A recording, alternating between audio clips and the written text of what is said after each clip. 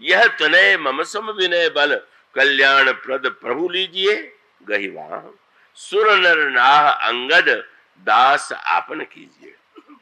तो मानो ममता तो प्रभु के हाथों में पकड़ा दिया, अब बड़ी समस्या है, आप पकड़े तो पकड़े रहिए, पर भगवान अगर पकड़ चुके हैं तो उनको ही चिंता करनी है कि वो तो छूट न जाए। तो मानो ममता तो उसने भगवान के हाथों में सौंप दिया, और जो देहाभिमान के नाते उससे अभिमानी कहा गया था, गोस्वामी जी ने कहा अंतिम क्षण में उसकी दशा क्या थी, राम चरण दृढ़ प्रीति करी। प्रीति के साथ एक शब्द और जोड़ा गया और वह है दृढ़ प्रीति। रामचरण में प्रीति है कि दृढ़ प्रीति माने बोले किसी को मिष्ठान्न दिया जाए, माला पहनाई जाए और उसकी प्रीति हो तो आश्चर्य नहीं, पर बाण चला करके प्राण लिया जाए और फिर भी प्रीति रहे तो वो दृढ़ ही प्रीति होगी। मानो इतनी दृढ़ता है कि जिन्होंने बाण चलाया है उनके चरणों के प्रति मानो गोस्वामी जी ने कहा राम चरण दृढ़ प्रीति करी, बाल कीन तनु त्याग। तो लोग कहते हैं मृत्यु के समय कष्ट होता है, तो मृत्यु के समय बाली को कष्ट हुआ कि नहीं? वो स्वामी जी कहते हैं जैसे हाथी के गले में किसी ने फूल की माला पहना दी हो और वो माला ऐसी हो कि उसका धागा शिथिल हो और टूट के गिर जाए, तो हाथी को क्या पता लगेगा कि क्या गिर गया। इसी प्रकार से बाली ने भगवान राम के चरणों में ऐसा अपने शरीर का त्याग किया कि सुमन माल जिमि कंठ ते गिरत न जाने नाग। मानो वह जो अभिमान शरीर का था वो प्रभु के चरणों में, ममता प्रभु के कर कमलों में बाली मुक्त हो गया। मैं और मेरापन ही तो बंधन है, और बाली ने एक क्षण में भी मैं और मेरेपन में से अलग होकर के भगवान की राम बाल निज धाम पठावा, भगवान के धाम में प्रवेश करता है। इसलिए मानो संसार में प्रत्येक व्यक्ति के पास राग और ममता है, और सारे राग और ममता के द्वारा जीवन भर हम दुखी होते रहते हैं। किंतु उस ममता को अगर प्रभु उस राग को प्रभु के चरणों में जोड़ दे, पर कब जोड़ेगा? जब इधर से राग हटेगा तो उधर राग जाएगा। श्री लक्ष्मण जी ने भगवान राम से पूछा आपके चरणों में अनुराग कैसे हो? तो प्रभु तो मन ही मन हंसे कि इनको भी अनुराग की आवश्यकता है। लक्ष्मण जी का जो प्रति कण कण है, प्राण है, शरीर है, मन है, वो तो सब के सब अनुराग रस से वो तो प्रोत है। गोस्वामी जी कहते हैं कि पूछा गया कि लक्ष्मण जी दिन कैसे काटते थे? आप कहीं जाए कहीं रहे तो मन होता है कि भाई अब दिन कैसे कटेगा, चले जरा घूमावे, यहाँ देखावे वो देखावे। आप पूछेंगे कि यहाँ के अच्छे स्थान कौन है? 14 वर्ष तक लक्ष्मण जी भगवान राम के पास गए, मन नहीं लगता होगा तो कहाँ चले जाते होंगे। वो स्वामी जी ने कहा कि जाने का समय कहाँ? क्यों? क्या अन्य किसी वस्तु को देखने के लिए नहीं जाते? वो स्वामी जी क्या शब्द लिखते? छीन छीन लखिसिय राम पद। हर क्षण या तो श्री किशोरी जी के चरणों को देखते हैं या भगवान श्री राम के चरणों को देखते हैं, और इतना देखते देखते इतना रस मिलता है, उस देखने में उनको इतना कुछ दिखाई देता है कि और कुछ देखने की तो कोई इच्छा उत्पन्न नहीं होती। छिन छिन लखी सिय राम पद जान आप पर नेह करत न सपन हूं लखन चित बंधु मातु पितु गए। कभी तो याद आई होगी मेरा छोटा भाई शत्रुघ्न, कभी तो याद आई होगी मेरी माता सुमित्रा, कभी तो याद आई होगी कि मेरी पत्नी उर्मिला। वो स्वामी जी ने कहा जागृत की तो बात ही क्या है, स्वप्न में भी उनको कभी उनकी स्मृति नहीं आई। तो इतने अनुराग की जहां पर स्थिति है वहां जब कहते हैं कि प्रभु ऐसा उपदेश दीजिए, क्या एक दिन प्रभु विराजमान, लक्ष्मण जी प्रभु के चरणों में जाकर प्रणाम करते हैं, एकांत है, कोई नहीं है। प्रभु के चरणों में प्रणाम करके लक्ष्मण जी ने कहा, आज तो कुछ प्रश्न लेकर के मैं आपके चरणों में आया हुआ हूं। अच्छा, स्वयं लक्ष्मण जी तो परमाचार्य हैं क्या? तो वस्तुतः लक्ष्मण जी जो प्रश्न लेकर के गए वो इतना विस्तार है, शब्द तो थोड़े से हैं। उन्होंने कहा, एक बार प्रभु सुख आसीना, लक्ष्मण बचन कहे छलहीना। सुर नर मुनि सचराचर साई, मैं पूछूं निज प्रभु की नाई। मोहि समुझाई कहु सोई देवा, सब तज करो चरण रज सेवा। ऐसा मुझे उपदेश दे दीजिए कि सब कुछ छोड़ करके मैं आपके चरणों की सेवा करूं। ये वाक्य वह कह रहा है जो सचमुच सब कुछ छोड़ चुका। और उसके बाद क्या सुनना चाहते हो? कहु ज्ञान विराग अरु माया, कहु सो भगति करहु जेहि दाया। ईश्वर जीव ही भेद प्रभु, सकल कहु समुझाए। इसके परिणाम स्वरूप तुम्हारा उद्देश्य क्या है? बोले, जाते होई चरण रति, शोक मोह भ्रम जाए। जिससे आपके चरणों में मेरी रति हो जाए, शोक मोह भ्रम नष्ट हो जाए। क्या तात्पर्य? आपको मैं से जिन्हें कथा याद होगी, मैं आशा तो नहीं करता हूं कि सभी को याद होगी, पर एक दिन बात कही गई थी कि प्रेम की विलक्षणता यही है कि प्रेमी को अपने प्रेम में कभी पूर्णता का दर्शन होता ही नहीं। वह संसार में का अगर आपको अपने प्रेम की पूर्णता दिखाई दे रही है तो आप प्रेम पथ के पथिक नहीं। प्रेमी को तो निरंतर कमी ही कमी दिखाई देती है, मानो उस लोभी की तरह कि कितना भी धन एकत्र हो जाए पर उसे थोड़ी लगता है कि बहुत धन हो गया। नहीं, अभी तो और यही प्रेमी की दशा है। तो लक्ष्मण जी का चरित्र, उनकी सेवा, इतना बड़ा त्याग होते हुए जब वो प्रभु से कहते हैं कि प्रभु सब कुछ छूट जाए, जब प्रभु से कहते हैं कि शोक मोह भ्रम दूर हो जाए और आपके चरणों में प्रीति हो, तो मानो यह एक भक्त का लक्षण है, एक महानतम सेवक का लक्षण है। जिस सेवक को अपनी सेवा में विशेषता लगने लगी कि वो तो सेवक रहा ही नहीं। इतनी सेवा और इतना त्याग करने पर भी मैंने क्या छोड़ा है? कुछ नहीं प्रभु। और तब प्रभु मुस्कुराए तो उन्होंने कहा, भाई विस्तार से हम प्रवचन नहीं करेंगे, अब श्रोता जैसा हो। प्रभु ने कहा कि बस थोड़े ही मां सब कहूं बुझाई। मैं सारे प्रश्नों का उत्तर दूंगा पर थोड़े में। पर कह दिया, सुनहु तात मन मति चित लाई। अरे प्रिय वत्स, तुम मन बुद्धि चित्त लगा करके सुनना। मैं भी आपसे आग्रह करता हूं, एकाग्र होकर के सुनिए।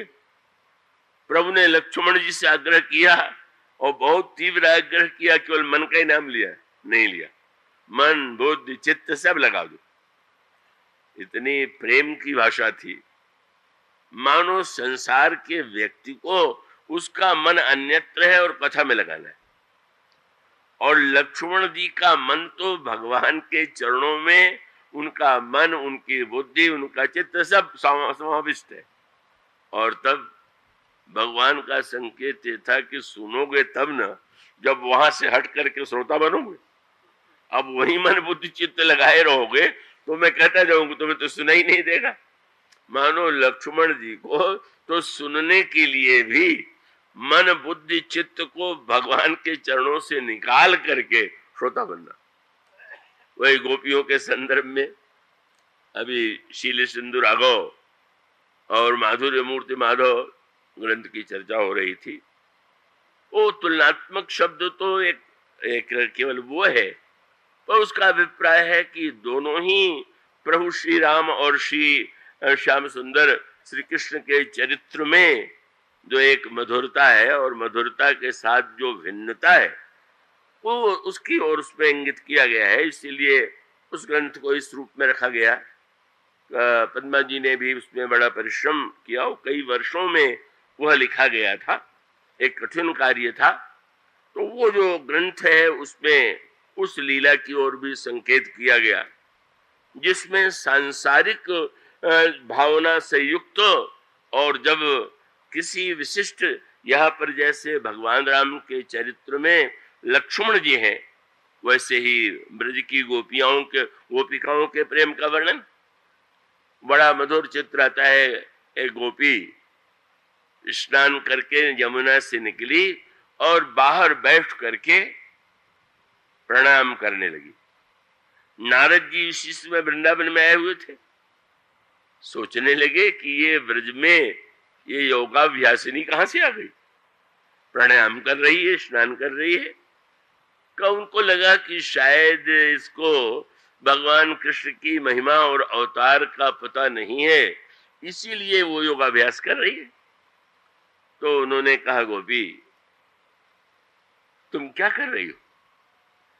अरे तुम्हारे ब्रज में ही श्याम सुंदर, वो जो कहते जिसे तुम समझती हो, का वो तो पुत्र हैं, वो जो पुत्र दिखाई देते हैं साक्षात ईश्वर है, उनको छोड़ करके कहां योगाभ्यास?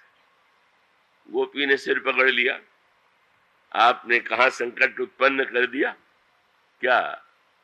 जिसका आप नाम ले रहे हैं वो तो हमारे शरीर मन प्राण में इतना समा गया है कि घर का काम काज हो ही नहीं पाता। तो मैंने सुना कि योगाभ्यास करने से मन खाली हो जाता है, तो मैं कृष्ण को मन से निकालने के लिए योगाभ्यास कर रही हूं। और तब गोपी को प्रणाम किया, बोले ध्यानाभ्यास वशीकृतेन मनसा यन् निर्गुणम निष्क्रियम। जो ध्यान और अभ्यास के द्वारा जिस ब्रह्म को पाया जाता है, मुग्धेयम किल पश्य तस्य हृदयम निष्क्राम्य आकांक्षति। तुम उस ब्रह्म को हृदय से निकालना चाहती हो और निकलना नहीं चाहता, धन्य है तुम्हारा हृदय। मानो एक स्थिति जब लक्ष्मण जी से प्रभु कहते हैं मन बुद्धि चित्त लगाओ, तो कहीं संसार में उनका मन है क्या? उनकी बुद्धि अन्यत्र है क्या? चित्त कहीं उनका अलग है क्या? नहीं नहीं, ये पूरी तरह से चरणों में समाये हुए। प्रभु ने कहा थोड़ा निकलो और मैं जो कहता हूं उसे ध्यान से सुनो। तो प्रभु ने बताया कि तुम चाहते हो मेरे चरणों में अनुराग हो, तो अनुराग हो, तो उस अनुराग की व्याख्या करते हुए भगवान ने जो क्रम बताया वो बड़ा सुंदर है। भगवान ने कहा कि लक्ष्मण, प्रथम ही विप्र चरण अति प्रीति। सबसे पहले तो तुम्हें ब्राह्मण गुरुजन श्रेष्ठ जन उनके चरणों में प्रेम करना चाहिए और उनके द्वारा यह शिक्षा लेनी चाहिए कि हमारे कर्तव्य और हमारे धर्म का क्या रूप, और उनके द्वारा बताए गए धर्म और कर्तव्य का जब तुम पालन करोगे तब क्या होगा? बोले तेई कर फल पुण्य विषय विरागा। धर्म के पालन का फल होगा विषयों से वैराग्य, और जब विषयों से वैराग्य होगा तो तम मम चरण उपज अनुरागा। जहां वैराग्य हुआ वहां मेरे चरणों में अनुराग, वही जो राग था संसार में, जब वो संसार से राग हटा तो स्वाभाविक रूप से का भगवान के चरणों में अनुराग। मानो विराग और अनुराग, बहिरंग रूप में विराग और अंतरंग में अनुराग। बहिरंग रूप में विराग के पीछे एक संकेत है। एक तो बहिरंग रूप में विराग का प्रदर्शन वह करता है जो दूसरे को ठगना चाहता है, क्योंकि वो जानता है कि जितना हम विरागी बताने की चेष्टा करेंगे लोग उतने अधिक भेंट पूजा सेवा सत्कार करेंगे। तो जो दम्भपूर्वक वैराग्य का प्रदर्शन करते हैं वो तो उनको विनाश की ओर ले जाता है। पर जहां पर वैराग्य, गोस्वामी जी ने एक बहुत सुंदर तुलना किया, और वो तुलना वैराग्य की अनेक स्थानों में प्रशंसा की गई, पर एक प्रसंग में कहा गया वैराग्य जो है वो ढाल। विभीषण को भगवान राम ने जब धर्मरथ का उपदेश दिया, तो धर्मरथ के उपदेश में भगवान ने जो रथ हैं, घोड़े हैं, ध्वजा है और पताका है, तो उसमें अस्त्रों का भी वर्णन किया और वैराग्य का भी नाम उन्होंने लिया। अस्त्रों के रूप में उन्होंने कहा कि ये जो भगवान श्री राम कहते हैं कि वस्तुतः ये जो वैराग्य है, विरति चर्म संतोष कृपाण। जब आपने योद्धाओं के चित्र में देखा होगा, तलवार के साथ साथ ढाल भी रखी जाती है। तलवार प्रहार करने के लिए है और ढाल जो है वो रक्षा करने के लिए है। योद्धा के पास अगर प्रहार करने की वस्तु न हो तो कैसे लड़ेगा, और साथ साथ अगर रक्षा करने का साधन न हो तो कैसे अपने को बचावेगा। तो भगवान कहते हैं संतोष की तो तलवार और वैराग्य की ढाल। अब आप योद्धाओं के पुराने चित्रों को देखिए, लड़ते हुए योद्धा में और जो योद्धा का जो रूप है उसमें एक अंतर आपको मिलेगा कि योद्धा जो था तलवार तो सामने रखता था और वो जो ढाल है वो पीछे पीठ में। जब कभी युद्ध प्रारंभ होता है तो ढाल को पीछे से आगे ले आता है। मानो संकेत यह है कि जो वास्तविक वैराग्यवान होता है वह वैराग्य को सुरक्षा के लिए, क्योंकि जो ढाल होगी वो चमड़े की, लड़ने वाला का भी शरीर चमड़े का, परंतु अगर सामने वाला अस्त्र चलावेगा तो शरीर में जितना रक्त है वो बह जाएगा।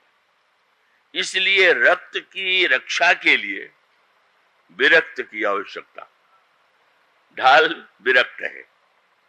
जो गैड़े की खाल का बनेगा तो जब तक गैड़े का रक्त रहेगा तब तक थोड़ी बनेगा। ये जो वैराग्य है वो तो ढाल के समान है जो अनुराग के रक्त की रक्षा करता है। यह जो एक संकेत है, व्यक्ति भगवान में अनुराग करना चाहता है और मानो संसार के प्रति जो विराग है वही उसकी रक्षा का साधन है। इसलिए वह हृदय से रागी होते हुए भी विराग के द्वारा ही अपने आप को निरंतर रक्षित रखता है। और इसलिए जहां भगवान राम और सीता जी हैं वहां पर लक्ष्मण जी का होना अनिवार्य है।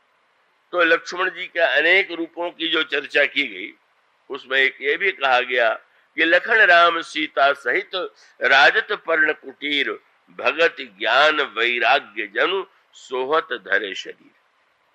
ज्ञान और वैराग्य के साथ वैराग्य रूप लक्ष्मण की आवश्यकता है। और इसी का संकेत मिलता है जब रावण के द्वारा लाए गए स्वर्ण मृग को देख करके जनक नंदिनी सीता ने प्रभु से अनुरोध किया, सुनो देव रघुवीर कृपाला यही मृग कर अति सुंदर छाला। प्रभु इस मृग का चमड़ा तो बड़ा सुंदर, तो आप एक कृपा कीजिए। गीता रामायण में उन्होंने कहा कि अगर आप उसको पकड़ ले आइए तो मैं पाल लूंगी, अच्छा रहेगा, हम लोगों के बीच में एक पाला हुआ मृग रहेगा। पर इसके लक्षण से लगता है कि ये पलने वाला नहीं, क्योंकि आपको देख के फिर भाग रहा है, तो उसको मार डालिए। और मार डालिए तो बड़ा कठोर लग रहा है। बोले इसका बड़ा सौभाग्य हो जाएगा क्या? मार देने का अर्थ मार देना नहीं है, यही मृग कर अति सुंदर छाला। इस मृग का जो चर्म है वो बड़ा सुंदर है। मानो ये मारीच के रूप में जो मृग है वो मन है, मन के समान चंचल है, भागने वाला है। पर श्री किशोरी जी ने कहा इसको विरक्त बना दीजिए। जब चमड़ा बनेगा आसन के रूप में तो रक्त रहित हो जाएगा।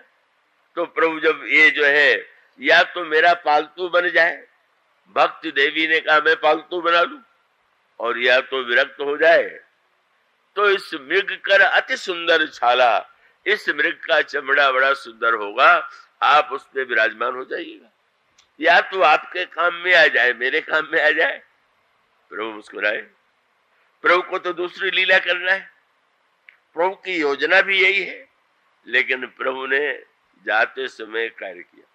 दोहरी लीला चल रही। एक और तो प्रभु योजना बना चुके हैं जनक नंदिनी सीता के अपहरण की, और दूसरी ओर लोक कल्याण के लिए साधना की शिक्षा देने के लिए आपने लक्ष्मण जी से कहा, लक्ष्मण सीता केरी करहु रखवारी। बड़ी मीठी बात थी। बोले इस समय तो श्री सीता जी के हृदय में सोने की मेरे की इच्छा आ गई और मैं उस इच्छा के पीछे भाग रहा हूं।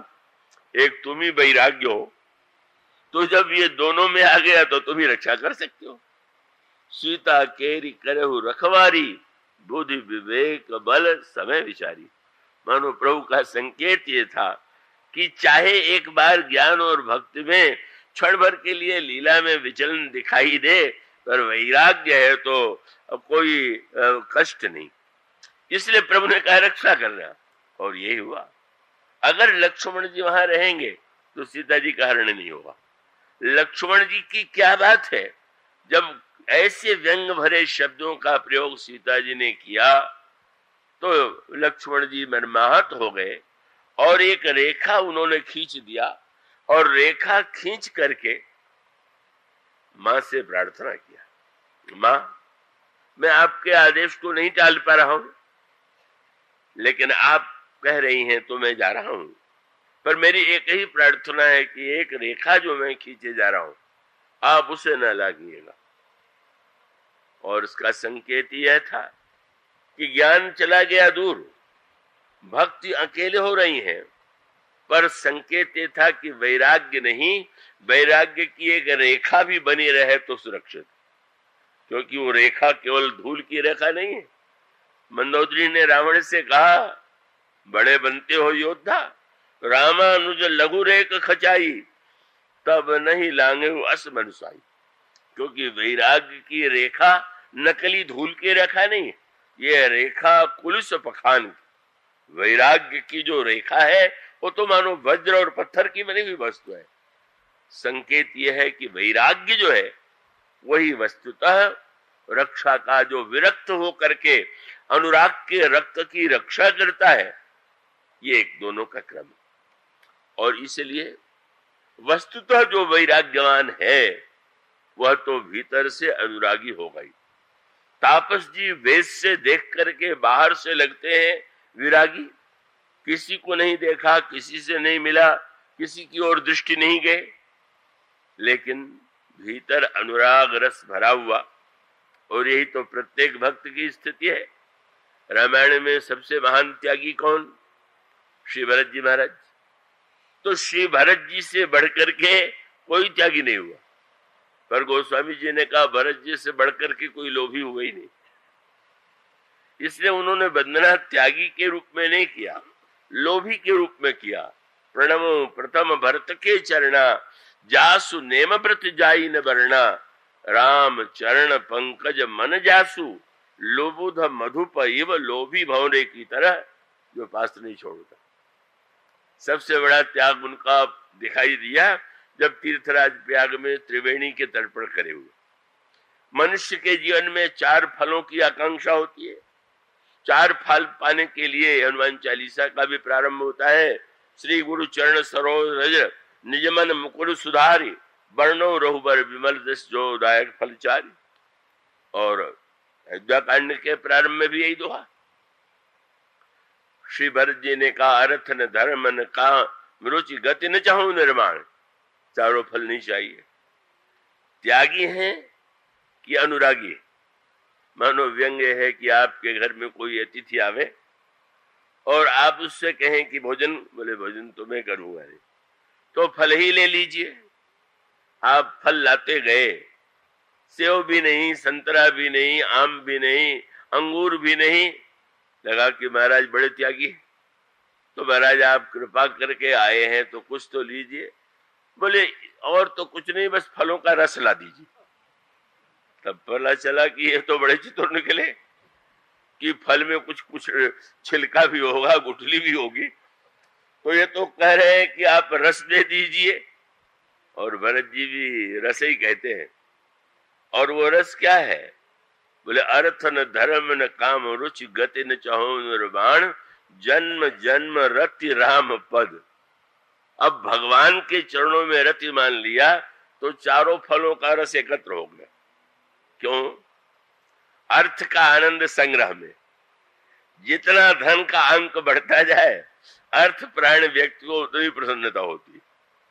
और ये जितने प्रेमी होते हैं इनका भी अंक चाहे जितना प्रेम बढ़ता जाए वो अर्थ का जो आनंद है वो भी वहां पर है, और काम का जो आनंद है वो भी कामरस भी यहाँ पर है। क्योंकि कामी को सौंदर्य रस चाहिए और भगवान के दिव्य सौंदर्य रस का जो निमग्न निरंतर पान कर रहा है वो तो काम रस भी वहां पर मिल गया। और धर्म के द्वारा का जो व्यक्ति कुछ पाना चाहता है कि जब भगवान के चरणों में रत होगा तो श्री राम कौन है? बोले रामो विग्रहवान धर्म। साक्षात धर्म तो श्री राम ही है। और भगवान राम को पा लिया, चरणों में प्रेम पा लिया तो मोक्ष बाकी है क्या? मानो अर्थ धर्म काम मोक्ष चारों का रस मिल गया और चारों के साथ जो झंझट है वो समाप्त हो गई। इसलिए प्रेम का वैराग्य का ये जो स्वरूप है या तो श्री भरत में और या इन तापसी में, जिनके लिए गोस्वामी जी ने कहा कि भाई तेई अवसर ताप से आवा तेज पुंज लहु बैस सुआवा कवि अलखित गति वेश विरागी पर मन क्रम वचन राम अनुरागी सजल नैन तन पुलक निज इष्ट देव पहचान। अब आज कल तो विराम की बात थी, पर प्रेमनाथ जी को कथा का विशेष आकर्षण व्यसन है तो उन्होंने कह दिया एक दिन और, तो अब एक दिन और सही। तो चलिए प्रेम रस की तो बात ही है।